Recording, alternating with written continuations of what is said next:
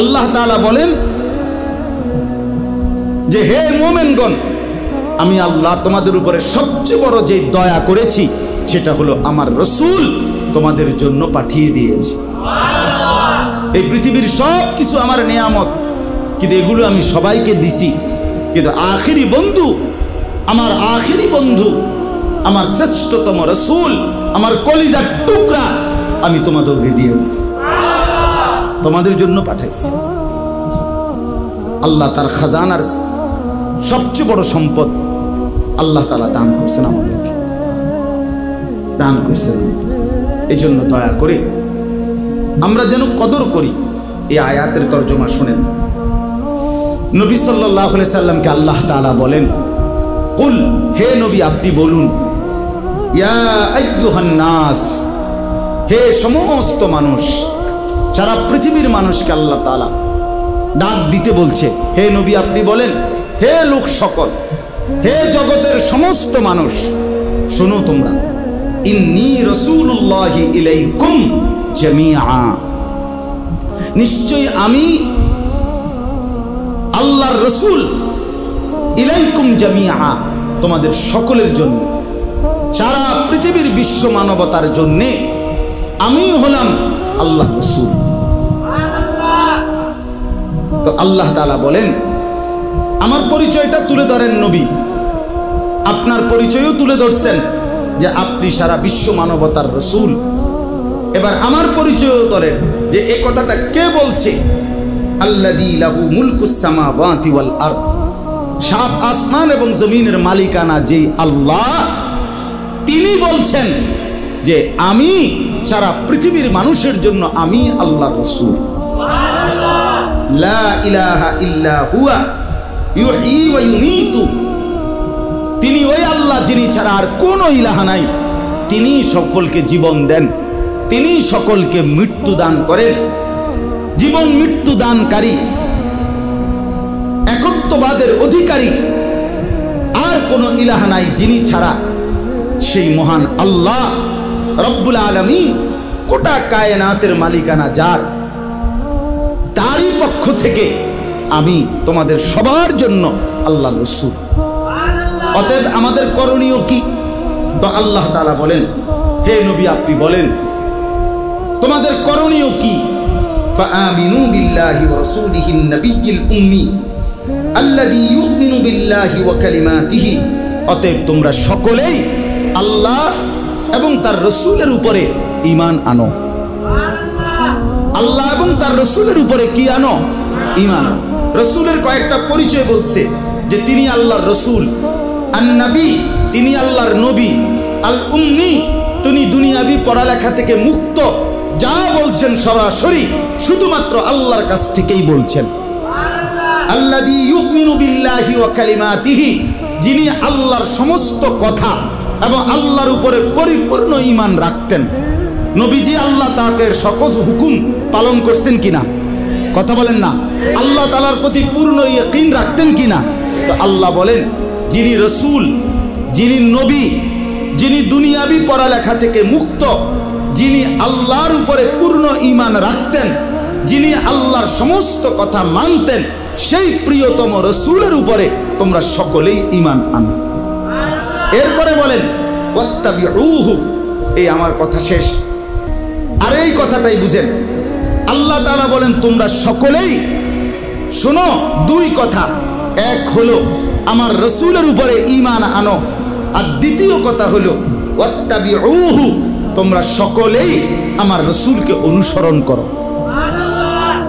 অনুসরণ করো, নবীর প্রতি ঈমান আনো, নবীকে অনুসরণ করো। কেন? তিনি সবার জন্য রাসূল, অন্য আর কারো কাছে গেলে হবে না, তিনি একজন। এই দুইটা দায়িত্ব দিয়েছেন আমাদেরকে আল্লাহ। ফাআমিনু, তোমরা সকলেই নবীর উপরে ঈমান আনো। দ্বিতীয় হলো ওয়াত্তাবিউহু, তোমরা সকলেই নবীর আনুগত্য করো, অনুসরণ করো। লাভ কি হবে? শেষ আল্লাহ বলেন লাআল্লাকুম তাহতাদুন, তাহলে যদি তোমরা নবীর প্রতি ঈমান আনতে পারো এবং নবীকে অনুসরণ করো, তাহলে লাআল্লাকুম তাহতাদুন, নিশ্চিত তোমরা হেদায়েত পেয়ে যাবে, জান্নাত মিলে যাবে। এবার আপনারা 5টা মিনিট শুধু এই 2টা কথা আপনারা ভাবেন। আমাদের নবী সাল্লাল্লাহু আলাইহি সাল্লামের প্রতি আমাদের দায়িত্ব আল্লাহ তাআলা এই আয়াতে 2টা বলছে। এক, সর্বান্তকরণে নবী সাল্লাল্লাহু আলাইহি সাল্লামকে মেনে নেওয়া, তিনি যা বলছেন তাই ঠিক। কথা বোঝেন নাই? এখানে কোনো যুক্তি, কোনো পরামর্শ, কোনো দিক নির্দেশনা, কোনো মতামত, কোনো অভিযোগ, কোনো আপত্তি কিছু, তাইলে ঈমান থাকবে না। নবীজি সাল্লাল্লাহু আলাইহি সাল্লাম থেকে যা কিছু প্রমাণিত 23 বছরের, যদি এটা সঠিকভাবে বিশুদ্ধ দলিলের মাধ্যমে প্রমাণিত হয় যে এটা নবীজি বলছেন, নবীজি করছেন, নবীজি সমর্থন করেছেন, কথা বোঝেন নাই, তাহলে আমাদের দায়িত্ব একটাই, এটা মেনে নাও। এটা কি করা? এটা মেনে নাও। এখানে কোনো এশকাল করা যাবে না, কোনো কিছু না, কোনো আনা বর্তমান যুগে বর্তমান অবস্থার প্রেক্ষাপটে ইত্যাদি ইত্যাদি না, কোনো কিছু না। কিয়ামত পর্যন্ত তিনি যা বলেছেন, তিনি যা করেছেন, তিনি যা সমর্থন করেছেন, তার উপরে ঈমান আনা, মেনে নেওয়া খোদার কসম আমাদের হেদায়েতের জন্য, আখিরাতের মুক্তির জন্য বাধ্যতামূলক। বাধ্যতামূলক। 2 নাম্বার হলো ওয়াত্তাবিউহু, নবী সাল্লাল্লাহু আলাইহি সাল্লামকেই একমাত্র অনুসরণ করা, তার 23 বছর পুরা মেনে নেওয়া, তার পুরা জিন্দেগি মেনে নেওয়া আর তাকে অনুসরণ করা। হেদায়েতের জন্য এই 2 জিনিস জরুরি। এই জন্য বাপ একটা কথা বলি, আপনাদের কাছে ইনসাফের সাথে মনে রাখেন, বাস্তব কথা হলো এটা, নিজের বিবেককে ধোঁকা দিয়েন না, নিজের আখিরাত বরবাদ করেন না। আমি আপনাদের কাছে অনুরোধ করি, আমরা দলাদলি ঠেলা ঠেলি না। ইনসাফের কথা হলো, আসলে কোরআনুল কারীমের মধ্যে অসংখ্যবার আল্লাহ তাআলা এই কথাটা বলছেন যে বন্ধুকে অনুসরণ করো, অনুসরণ করো। ফাত্তাবিউহু আল্লাযীনা ইয়াত্তাবিউনাল রাসূলান নাবিয়্যাল উম্মি লাকাদ কানা লাকুম ফি রাসূলিল্লাহি উসওয়াতুন হাসানাহ ওয়া ইন্নাকা লাআলা খুলুকিন আযীম মা আতাকুমুর রাসূলু ফাখুযু। বারবার বারবার বারবার বারবার বারবার বারবার একটা কথা আল্লাহ বারবার বলছে, আমার বন্ধুকে অনুসরণ করো, আমার বন্ধুকে অনুসরণ করো, আমার বন্ধুকে অনুসরণ করো। নবীজি নিজে বলছেন, তোমাদের মনের চাহিদার বিপরীতে যতক্ষণ পর্যন্ত তোমরা আমাকে অনুসরণ না করবে ততক্ষণ তোমরা পূর্ণ মুমিন হইতে পারবে না। নবীজি বলছে, তোমরা আমার সুন্নাতকে আঁকড়িয়ে ধরো, তোমরা মাড়ির দাঁত দিয়ে আমার সুন্নাতকে ধরো। বিশ্বাস করেন, এই শেষ কথাটা বুঝেন। এভাবে বহুভাবে আল্লাহ তাআলা নবীজির জবান দিয়ে শুনাইছেন, নবীজি আমাদেরকে শুনাইছেন নবীজিকে অনুসরণ করতে। অনুসরণ অনুসরণ অনুসরণ অনুসরণ, ইত্তেবা। অতএব একজন মুসলমানের রাসূলুল্লাহ সাল্লাল্লাহু আলাইহি সাল্লামের প্রতি ভালোবাসা, ইশক, মহব্বত, নবীর প্রেম, নবীর ভালোবাসা প্রমাণিত হবে। ইনসাফের কথা হলো এটাই, অনুসরণের মাধ্যমে। বিশ্বাস করেন, অনুসরণবিহীন ভালোবাসা হয় না, ভালোবাসা হয় না।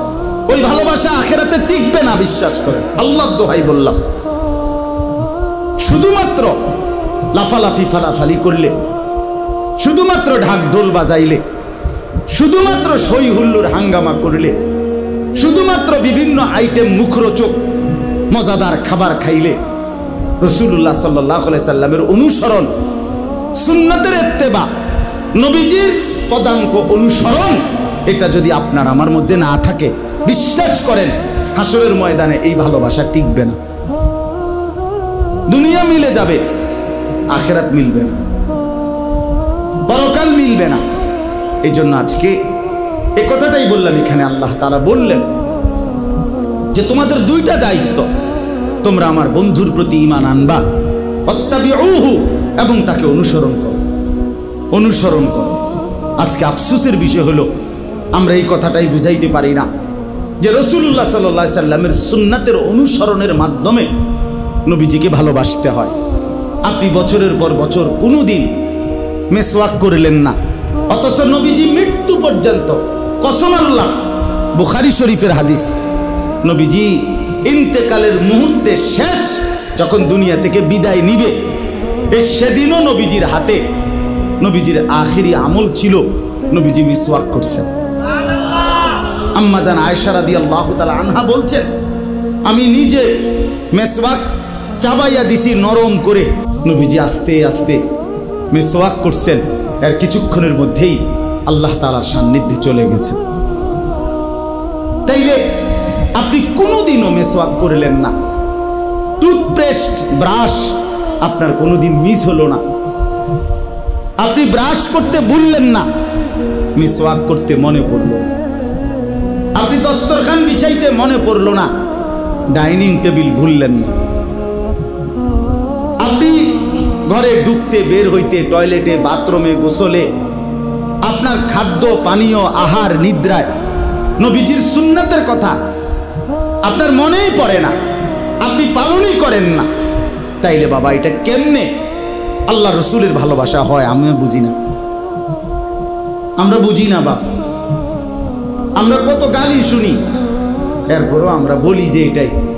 তুমি আমগরে যাই বলো ভাই, ওয়াহাবি না শুধু, তুমি যদি ওয়াহাবির আব্বাও কও, তুমি যদি কও যে ওয়াহাবির দাদা, ওয়াহাবির শাস্তো ভাই, জ্যাঠতো ভাই, হুয়াতো ভাই, খালতো ভাই, তালতো ভাই, তাও কোনো সমস্যা নাই। আরো কোনো গালি থাকলে দিতে পারো, কোনো সমস্যা নাই।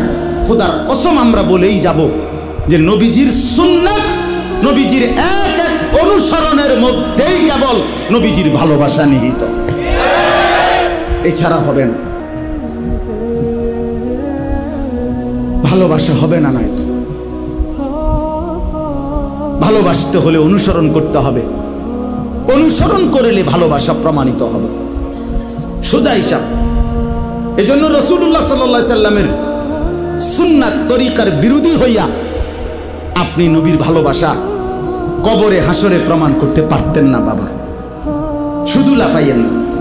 আবারও অনুরোধ করছি, 60 বছর বয়স, এখনো বিড়ি খানার অভ্যাসটা ছাড়তে পারলেন না, আপনি নবীকে ভালোবাসেন না।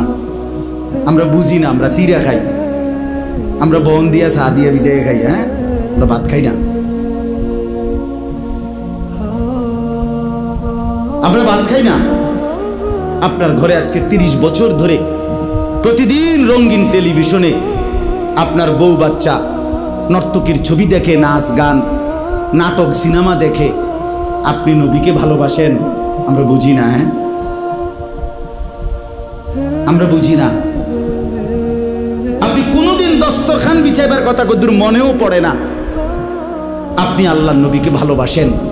আহা, ইনসাফ না এটা। এই জন্য আপনাদের কাছে অনুরোধ করছি, সবার কাছে বললাম, এখানে এটা ধাক্কাধাক্কির বিষয় না, এটা গালিগালাজের বিষয় না, এটা আখিরাতের বিষয়। দুনিয়া আমার কাছেও আপনাদের হিসাব না, আপনাদের কাছেও আমার হিসাব না। কিয়ামতের ময়দানে আমি হিসাব নেব না, আপনি নিবেন না। আমরা প্রত্যেকেই আল্লাহর কাছে হিসাব দিতে হবে, আল্লাহ তাআলার কাছে এটা বুঝাই দিতে হবে। আল্লাহ বলবে, বান্দা আমি আমার বন্ধুকে অনুসরণ করতে বলছি। আচার ব্যবহার, চলা ফেরা, হাসি কান্না, রাত দিন, সকাল দুপুর, সকল বিষয়ে, ঘর পরিবার, স্ত্রী সংসার, বাজার ব্যবসা, দেশ জাতি রাজনীতি, সকল ব্যাপারে আল্লাহর নবী সাল্লাল্লাহু আলাইহি সাল্লামের এক এক সুন্নাতের অনুসরণ, খোদার কসম এর মধ্যেই আমাদের ভালোবাসা নিহিত, আখিরাতের মুক্তি, আমাদের হেদায়েত, আমাদের জান্নাত এর মধ্যেই নিহিত।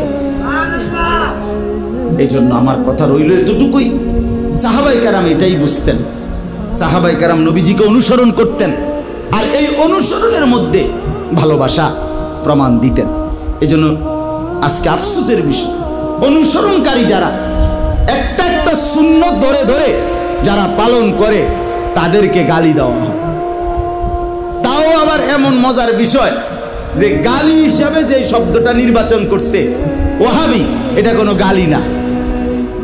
মানে আমার ছেলেরে একবার আমি ছোট্টবেলায়, একটু ছোট থাকতে আর কি, তার পায়ের ডানে বামে আপনার সে গজল, আরে একটা সূরা কইতে কইছি মাদ্রাসার অনুষ্ঠানে, সে বলে না মাইক দিয়া। তা আমি তার পায়ের দুই পাশে দুইটা বাড়ি দিছি আর ফ্লোরে বেদ দিয়া, ইচ্ছা করেই তার পায়ে দেই নাই। এরপরও কয় না, পরে ছেড়ে দিছি।